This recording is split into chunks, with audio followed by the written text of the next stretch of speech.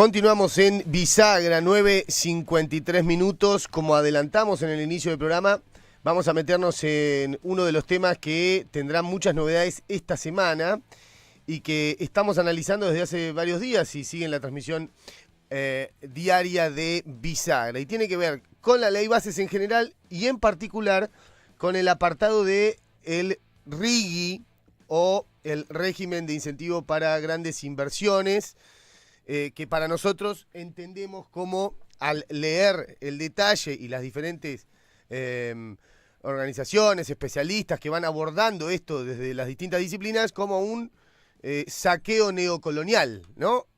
Básicamente, o la legalización de la entrega de nuestros bienes comunes o recursos naturales, según cada uno prefiera mencionar. Tiene diferentes aspectos, uno de ellos es el económico. Por eso vamos a entrevistar a quien ya está en línea, entiende, nos está escuchando, Julio Gambina. Él es economista. Llegamos a contactarlo a través de Mariano Pañuco, otro colega que también está indagando en este aspecto. Te voy a tutear, Julio. Buen día, gracias por atendernos acá, Fabricio. ¿Qué tal, Fabricio? Buen día, un gusto.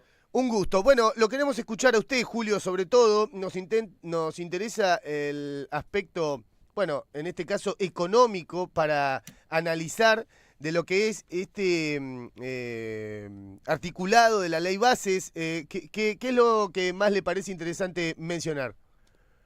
Mira, economía y política siempre están muy vinculados, así Sí, que tu introducción es muy pertinente.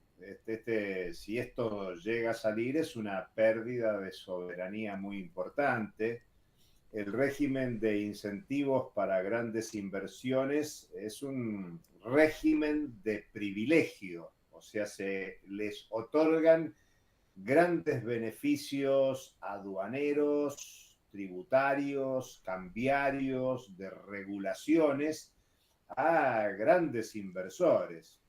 La ley tiene como objetivo beneficiar, atraer a inversiones mayores de 200 millones de dólares sí. para proyectos de producción y exportación. Incluso ya ni siquiera se mencionan los sectores, porque cuando se discutió esto en extraordinaria había sectores privilegiados como la agroindustria, infraestructura, forestal, minería, Sí, gas, petróleo, tecnología, energía. Ahora directamente se dice toda inversión mayor a 200 millones de dólares e incluso claro. cuando superen los 1.000 millones de dólares, los beneficios son aún mayores. Te imaginarás Ah, no sabía que eso. no hay empresarios en la Argentina con potencialidad para inversiones de ese nivel. Estamos hablando de grandes inversores en minería, en la industria de hidrocarburos no convencionales, Claro. pero además con beneficios impresionantes. Por un lado, se les otorga estabilidad de las inversiones por 30 años, para lo cual Argentina se somete a los tribunales del CIADI. El CIADI es un tribunal del Banco Mundial. Argentina es uno de los países más demandados ante el CIADI por corporaciones transnacionales. En general siempre se pierde en el CIADI porque hay tres jueces, uno que representa a las empresas, otro que representa al Estado argentino, Sí. ahora gobernado por un gobierno que no quiere al Estado, y un tercer juez que es del propio Banco Mundial. Así que en general de entrada se pierde 2-1.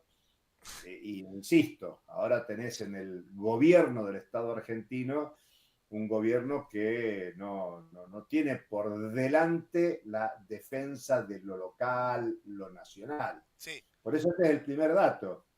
Cualquier inversor que venga tiene estabilidad por 30 años. sí, O sea, seguridad jurídica, digamos, que es lo que les preocupa a los grandes inversores. sí. Pero además, no se les exige estudios de impacto ambiental. No son inversiones que promueven el empleo local. No son inversiones que encadenan la producción local. Digamos, todo va a contramano. Y encima les ofreces que después de 3 años de inversión tienen libre disponibilidad de las divisas que obtengan por las exportaciones, algo que hoy no se puede hacer por esto que se conoce como cepo. ¿Podés hacer un Tienen... punto ahí, Julio? Yo sé que tenés un montón más para decirnos, pero para No, por favor. no ir perdiendo los ítems que vas marcando. Cuando vos decís, me interesa que se entienda, ¿no? Yo lo entiendo porque te estoy escuchando, estuve leyendo el tema, pero me interesa que el que está escuchando con una atención un poco más dispersa se detenga ahí y diga, ¿qué es esta libre disposición de divisas? Más allá de lo que se entiende por ahí en el juego de palabras, ¿qué significa y qué sería lo contrario de un Estado o un gobierno que no entregue su soberanía como lo estamos entregando en este caso? Suponete, Sí, una empresa ingresa a la Argentina 200, 500 o 1.000 millones de dólares para invertir en la producción de litio. Bueno, normalmente la ley dice al tercer año ya tiene libre disponibilidad. Quiere decir que si produce X cantidad de litio y lo exporta, bueno, todo eso que obtiene por la venta de esa producción lo puede dejar afuera. No tiene obligación de liquidarlo en la Argentina. o sea, con nuestros recursos producen ganancias que no tributan ni dejan nada acá y la pueden sacar tranquilamente. Y lo que generen en guita tampoco lo tributan, digamos. Van a tributar, en vez de tributar el 35%, van a Sí, tributar el 25%. Un beneficio que no tiene ninguna pyme, claro. ninguna empresa nacional. Pero más allá de la reducción de tributos, de la Sí, eliminación de aranceles a la importación y a la exportación, sí, los recursos que obtengan por la venta, no sí. solo las ganancias, lo que obtengan por la venta, no están obligados a liquidarlo. Vos viste que ahora hay un debate en la Claro. Argentina, el gobierno está esperando que los grandes productores y exportadores de soja Como siempre. liquiden la soja de la Sí, cosecha. Y no la están liquidando porque están esperando mejor precio de la soja o una devaluación de la moneda. sí. Bueno, con esta ley, lo que vendan no tienen obligación de liquidarlo, directamente lo dejan afuera. Entonces es un beneficio total para las empresas y es muy dudoso el beneficio que hay para el país. Por eso, esto que estamos conversando son parte de los beneficios aduaneros y creo que está bien lo que vos haces, porque mucha gente que nos escucha poco tienen que ver con la aduana, poco entienden de qué significa esto, porque claro, lo que el proyecto de ley está diciendo, que el que exporta no tiene por qué ingresar esos recursos a la economía local, los puede dejar afuera. Entonces vende gas, vende petróleo, vende litio, cobre, oro al exterior y eso que vende lo deja en el exterior. No tiene por qué reingresarlo en la Argentina, porque tiene libre disponibilidad de las divisas de lo que produjo en la Argentina y exportó. O sea que no hay beneficio para una reproducción de capitales en la Argentina, sino que es directamente beneficio para el inversor. Y respecto de las ganancias que Sí. vos mencionaste, lo que se plantea es que a los 10 años tiene libre disponibilidad de esas ganancias y una disminución de los tributos que tienen que pagar por ganancias. Digamos que es todo beneficio para el inversor, es una puerta abierta para que el capital externo venga a disponer de los bienes comunes de la Argentina. Y no hay ningún encadenamiento productivo que favorezca el empleo de pequeñas empresas, de medianas empresas, sino que es un gran negocio asegurado para el gran capital. Hay mecanismos de regulación laboral, por eso decimos que no impacta ni en la mejora del empleo, ni en el desarrollo local. Bueno, no existe además antecedente en la región y en el mundo de tanto beneficio para el capital externo, pero tiene que ver con la lógica del gobierno. Sí. La, la semana pasada, Javier Milei en Estados Unidos le mandó un mensaje a los empresarios argentinos diciéndoles algo así como pónganse las pilas, inviertan, porque si no hay muchos en el exterior dispuestos a sumarse a este régimen. Mirá, la Sí, propia Unión Industrial, que está de acuerdo con la política económica en términos generales, salió a decir que esto puede ser una competencia desleal. Es decir, que los mismos que apoyan la lógica liberalizadora exacto. tienen temor que sea una competencia desleal. Y ADIMRA, que es la Asociación de Industriales Metalúrgicos, que representa unas 20.000 empresas y unos 300.000 puestos de trabajo, dicen que con este régimen peligran 300.000 puestos de trabajo en un Epa, momento que hay no tenía ese recesión, dato. pérdida de empleo. Qué tremendo, ¿no? Porque siempre se habla de los beneficios y cómo va a crecer y cómo esto es un puntapié para las inversiones, el desarrollo, estas palabras ya totalmente vaciadas, ¿no? Ahora, nunca se habla de a qué costo, ¿no? Porque si el costo es 300.000 puestos de trabajo, de beneficio hay poco ahí. Claro, Eh, lo que pasa sí, es que el gobierno, a ver, centra su propaganda en datos macroeconómicos sin tener en cuenta lo que pasa con la población. Por claro, ejemplo, Javier Milei está diciendo en estas horas que está muy contento por cómo está bajando la inflación. claro, ¿a qué costo? Y, e incluso muchas encuestas dicen que la gente ve que está bajando la inflación. Claro, la inflación baja de un techo del 25,5% que elevó la inflación Milei en diciembre con la devaluación y la liberación de precios. Entonces, desde un techo del 25,5% está bajando, Claro, pero mañana se va a conocer el índice de inflación del mes pasado y no sé, será 8, 9%. Claro que es menos que el 11% del mes anterior o de los datos previos anteriores, pero todavía está en el nivel elevado que dejó la inflación del gobierno de Alberto Fernández, Sergio Massa, ministro de Economía, y el deterioro en la calidad de vida de la mayoría de la población que vivimos de ingresos fijos es alarmante. sí, Entonces, tremendo. es cierto que baja la inflación, pero ¿desde qué nivel y qué impacto en la sociedad? Entonces, el gobierno muestra datos macroeconómicos positivos. Dice, hemos comprado 15.000 millones de dólares y mejorado las reservas internacionales, pero no cuentan que al mismo tiempo hay 11.000 millones de dólares de importaciones que no se pagaron. Claro, Entonces, es contarte una parte de la realidad sin ver la otra y mucho menos el impacto en la sociedad. Cierres de empresas, desempleo, baja del consumo. Cualquiera que nos está escuchando sabe que está pudiendo comprar mucho menos que lo que habitualmente hacía. Y aunque baje algún precio, porque es cierto que algunos precios han bajado porque hay empresarios que subieron los precios creyendo que la devaluación iba a continuar. Bueno, como no venden, tienen que bajar los precios. Pero no bajan a la situación previa que había a noviembre, pongamos por dar la fecha antes de la claro. asunción del gobierno de Milei. Y la realidad es que cualquiera que nos está escuchando, ustedes ahí en el piso saben que el costo de la vida creció.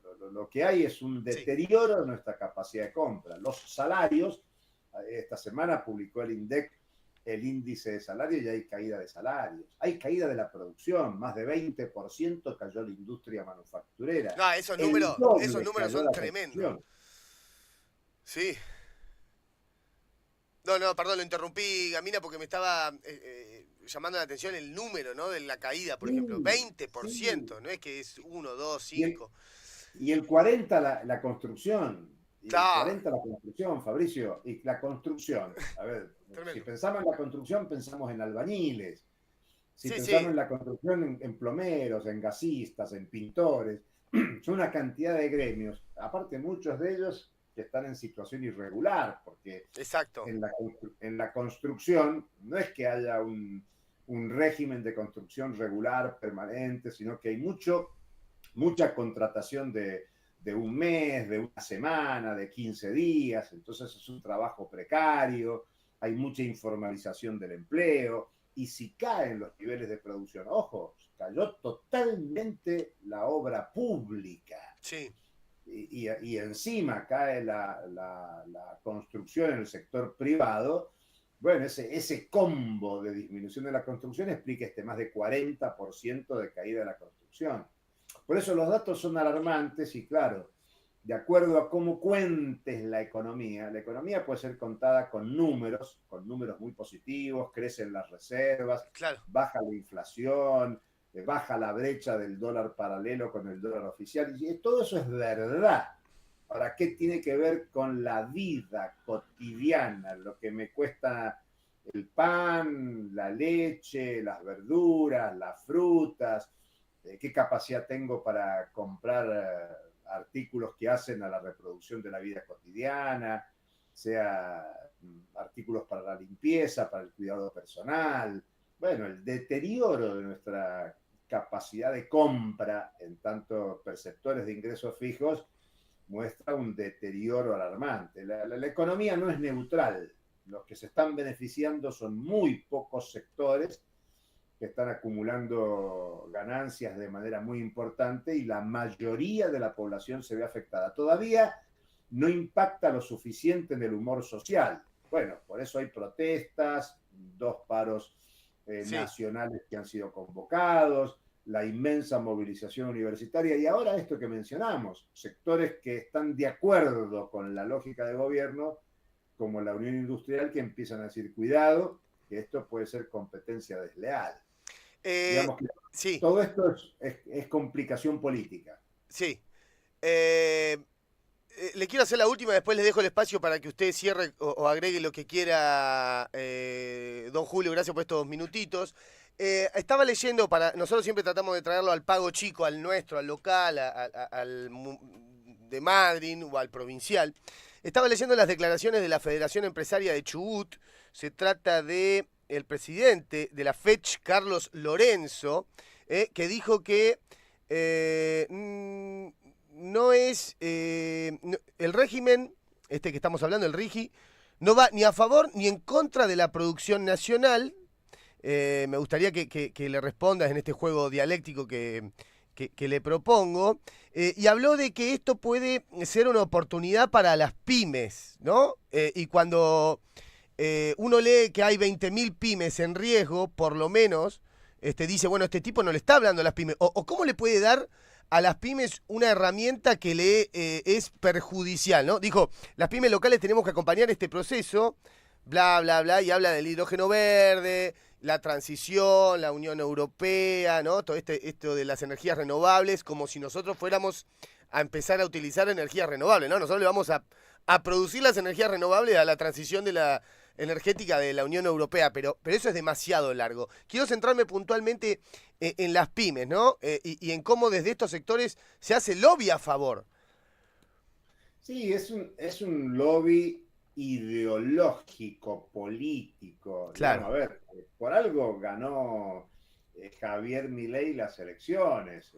Cuando alguien se pregunta qué pasó en la Argentina, lo mismo que uno se puede preguntar qué pasó en Brasil cuando ganó Bolsonaro. Claro. ¿Qué pasa en el mundo que está avanzando una lógica liberalizadora? Bueno, es que muchos de los impactos económicos sociales negativos de las condiciones de funcionamiento del capitalismo contemporáneo hace que muchos quieran salvarse con estos cantos de sirenas de que la liberalización de la economía va a traer beneficios. Si uno escucha los discursos de Milei, él sigue diciendo, bueno, tienen que ver, la ven o no la ven, tienen que ver que a la larga vamos a tener resultados. Pero claro, eso es generar una expectativa esperanzada de que al final del túnel hay luz, hay empleo, hay consumo, hay mejores condiciones de vida, pero la realidad es que en junio y en julio hay que pagarle 4.900 millones de dólares a China por el swap prestado. Y para pagar eso, el gobierno necesita que ingresen divisas, por eso esta convocatoria a inversiones. Yo menciono China porque es lo que vence pronto, pero luego vienen los vencimientos con el Fondo Monetario Internacional, porque Argentina lo que ha hecho en el último año fue renovar el préstamo con Mauricio Macri para generar un nuevo préstamo que termina de vencer en el año 2034. Y van a empezar a caer los vencimientos en divisas de los acreedores externos. Y por lo tanto el gobierno quiere que entren divisas a la Argentina para que esas divisas sean utilizadas para pagar lo que se debe. Y en el proceso de producción de esas inversiones, generar condiciones atractivas para que esos capitales vengan. No hay en el proyecto un beneficio pensado en desarrollo nacional, local, regional, de pequeñas y medianas empresas, sino que estos son una lógica de grandes inversiones en sectores donde hay muy poco derrame hacia la pequeña y mediana producción. Hay que pensar que la Argentina en los últimos 10 años no ha tenido un crecimiento, es más, hay un estancamiento de la economía argentina, porque toda esa dinámica favorable de producción del complejo sojero, maicero, de los hidrocarburos no convencionales, de la megaminería a cielo abierto, todo eso no es generador de importante cantidad de empleo. Por lo tanto, no difunde ingreso salarial para la mayoría de la población. Entonces, hay mucho de discurso, hay mucho de narrativa, y muy bien, como señalás, Fabricio, lamentablemente hay sectores representativos del sector empresario, incluso lamentablemente del sector laboral, que generan expectativas con este tipo de programas, de planes, y por eso hay muchas mediaciones que explican el amplio consenso electoral para el triunfo del Partido Libertario, del anarcocapitalismo, y que todavía exista un consenso de una parte importante de la población. Por eso me parece que es muy importante el trabajo que ustedes y muchos medios llevan adelante para esclarecer y la necesidad de que haya un consenso en frenar este proyecto, no solo el régimen de incentivos para grandes inversores, sino frenar la ley base, que no salga en el Senado, que haya una fuerte movilización en la Argentina, para que los senadores que están pensando cómo votar en estas horas piensen seriamente la respuesta que van a tener de parte de la población si apoyan o critican o confrontan con este proyecto de ley bases. Yo me animo a decir que se están jugando muchas cosas en la coyuntura, no solo de esta semana o de estas semanas, sino que lo que se está discutiendo es el corto, el mediano y el largo plazo de una política de entrega de la soberanía y de deterioro de las condiciones de vida de la población. Por eso es muy importante profundizar en distintos aspectos que hoy están discutiéndose a puertas cerradas en el Senado. Julio Gambina es economista, es a quien estamos escuchando. De lujo la explicación, bien bajada a lo terrenal para que entienda cualquiera que está escuchando. Y también ese desafío, ¿no?, de hacerlo más manejable para la mayoría de la población, este tipo de debates, y no quedarnos en tecnicismos o un lenguaje exclusivo para que no se entienda, que eso es lo que hacen ellos, ¿no? Generalmente esa es la estrategia, es usar palabras difíciles para que no produzca mucha tensión el tema. Y cuando estamos hablando de esto que dice Julio, ¿no?, de 30 años de beneficios y básicamente una entrega perjudicial para la mayoría de los argentinos. Por eso me llamaba la atención. Yo no sé si es la impunidad, ¿no?, con la que esta gente refiere, que dice no va a ser negativo para la producción nacional, ¿no?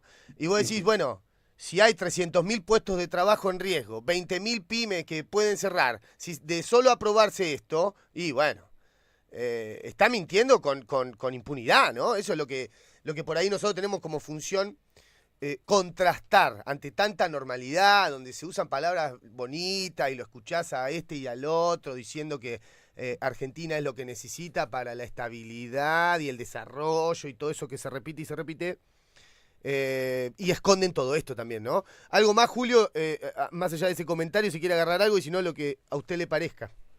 No, me parece que es muy importante este esclarecimiento. Este es un tiempo que hacen falta muchos argumentos, Fabricio. No alcanza con consignas, Sí. sino que hay que explicar, porque incluso hay muchos que avalan estas políticas por una convicción ideológica.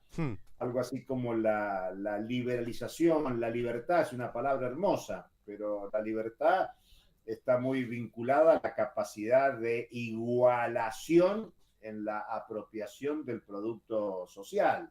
Digamos que la Argentina se va a hacer grande en tanto y en cuanto la producción, que es social, se distribuya para el bienestar de la mayoría de la población. Eso es algo que hoy los sectores concentrados no favorecen, y lamentablemente muchos discursos hacen que el consenso se extienda, que haya confusión. Hay crisis política en la Argentina, mucha gente no quiere volver a lo que había antes, y por eso, bueno, hay que generar condiciones para que aparezcan nuevos agrupamientos sociales y políticos con una perspectiva de soberanía alimentaria, energética, financiera, de emancipación social, que se presente como una potencialidad de construir otro orden económico, otro orden social, otro orden político, una nueva cultura social, y para eso hace falta muchos argumentos y no tanto consignas. Así que estoy de acuerdo. Gracias por la comunicación. Estoy de acuerdo, Julio, un gustazo estar en contacto con usted y lo seguiremos molestando, de acá en adelante. Con gusto. Abrazo Con gusto. grande. Chau, chau. Ahí estaba Julio Gambina, es economista, nos está explicando algunos de los aspectos de el RIGI, que nosotros ya abordamos con diferentes escuchas de diferentes sectores, vamos publicando todo lo que hay a mano, mientras el gobierno dice que este articulado no lo leyó, lo dijo en comisiones la semana pasada, el jueves o el viernes, un funcionario del gobierno de Milei, el jueves, que no lo había leído, ¿no? Le preguntaba, che, ¿y esto qué onda? ¿Esto no está medio zarpado? Estoy usando palabras mías. ¿Sabe que no lo leí? 30, está legislando para 30 años, otorgándole estos beneficios que describió, y es solo un pantallazo, ¿no? No podemos estar 4 horas hablando de esto, pero ameritaría hacerlo. Julio Gambina, desde el punto de vista económico, los beneficios, ¿no? 20.000 pymes en riesgo, 300.000 puestos de trabajo, actividad que ninguna de estas que están presentadas como que nos van a salvar van a generar, ¿no? Hablan de el desarrollo. ¿El desarrollo para quién? El desarrollo de la riqueza de estos sectores, porque laburo no van a hacer, ¿no? Es impresionante que todavía este escandaloso aspecto de la ley se siga rosqueando en el Senado, ¿no? Se siga poroteando cuando es absolutamente escandaloso lo que implica, según dicen los especialistas. Cierro el bloque como para completar y ser justos con la Federación Empresaria de Chubut. Ojalá que nos pueda atender el señor Carlos Lorenzo, quien dijo que este régimen no está ni a favor ni en contra de la producción nacional, sino que en todo caso es un incentivo necesario para atraer inversiones de gran magnitud que localmente no se pueden sostener. Viste que eso es verdad. Son demasiado grandes. ¿Quién pone 200 palos de un empresario local? Verdes, ¿no? Lorenzo recordó que las estadísticas dan cuenta que en los últimos 20 años la provincia ha estado en un profundo estancamiento, vinculado fundamentalmente a la falta de desarrollo de infraestructura que podría ampliar y diversificar la matriz productiva, ¿no? ¿Cuántas veces escuchamos esto, no? Vos ya sabés que dice falta de desarrollo y viene sí o sí en estos relatos matriz productiva, ¿no? Que diversificar la matriz productiva es avanzar en otras economías, sobre todo extractivas, que no hemos desarrollado. No sé si eso le suena alguna alarma. Se llama minería, ese. O hidrógeno verde. Mirá cómo llega hasta ahí. Dice, en esa dirección expuso que el régimen de grandes inversiones puede ser la puerta de entrada para desarrollos como el hidrógeno verde. que hoy no estamos en condiciones de llevar adelante porque el nivel de infraestructura e inversiones que requiere solo puede ser posible de la mano de capitales extranjeros, ¿no? Dice, claro que hay que hacer compre Chubut para levantar la guardia, dice, pero sin tener que resignar el aporte de estos capitales vitales para la explotación de nuestros recursos naturales en toda la Patagonia, ¿no? Habló de seguridad jurídica para estos proyectos y de las pymes. Dice, tenemos que acompañar este proceso. Tienen que estar preparadas para este proceso de transición energética que casi de forma obligada tenemos que transitar. ¿Quién nos obliga? Hablando de soberanía, ¿no? Es para desentramar bien este discurso desde los empresarios que aplauden el RIGI cuando los especialistas fuera del lobby critican duramente.